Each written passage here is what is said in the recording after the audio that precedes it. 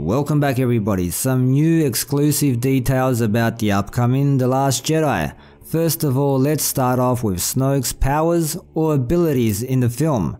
So as you can see here, Snoke is telepathic, can use force chokes and force throws. Now obviously as the main villain he's going to be packing some firepower. Force chokes are to be expected, I guess force throws are the next logical step up, but telepathy, now that's a very interesting power to have, especially for a villain. What does this mean for the story? Well, it means that good luck lying to him. Even more so if you are in his presence. He probably knows Kylo Ren's most intimate thoughts. Also, does this open up the possibility of Snoke being able to telepathically commune with Luke? Is that one of the reasons Luke is in exile? To stay as far away from Snoke as possible, to hide himself on a planet that would mask his presence. Maybe Ahch-To is a nexus in the Force, and that's one of the reasons Luke chose it, along with finding the first Jedi Temple of course. Snoke might very well be able to read Luke's most intimate thoughts as well. He would know of his struggle between the light side and the dark side of the Force. Maybe Luke couldn't trust himself in his presence, or at least his vicinity, and that's why he seems like he's almost broken in some of these pictures.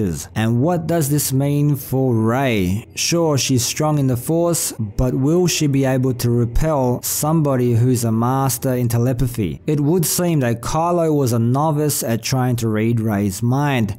Probably taught by Snoke himself, but nowhere near his expertise. That's why we have Snoke say, "Bring her to me." The guy is a mind reader. Moving on to Snoke's Elite Praetorian Guards, we learned that there are 8 Praetorian Guards in total, at least in The Last Jedi there are. They are part of his personal security team and flank him at all times in his throne room on his Mega Class Star Destroyer. They are also human. So, remember the Knights of Ren? Well, one of the leading theories are that the Knights of Ren have become the Praetorian Guards. Now originally, including Kylo Ren himself, there were 7 Knights of Ren. So there is a discrepancy in the number here, since there are 8 Praetorian Guards, not including Kylo Ren obviously. This, in my humble opinion, might very well mean the Knights of Ren and the Praetorian Guards are not one in the same. If that is the case, where are the Knights of Ren? Will J.J. Abrams bring them back in episode 9 perhaps? So let's look at this short synopsis here. The Resistance has wiped out the First Order's super weapon, Starkiller Base, but the battle rages on. Flanked by his blood-red Praetorian Guards, Snoke rallies his mighty troops to counter-attack. Faces old and new will enter the fray. So the Empire, the First Order strikes back. Snoke, you evil bastard, make Palpatine proud. Now, by new faces, they are probably referring to DJ, Rose, Vice Admiral Holdo, but are there any surprises awaiting us? Are there still new characters they haven't revealed yet? So there you have it people, some details on Snoke's abilities. Maybe that's not all he has hidden up his golden sleeve, but since these powers are being mentioned here, I'm guessing we get to see him use them in The Last Jedi. Probably force choke some poor First Order officer for failing,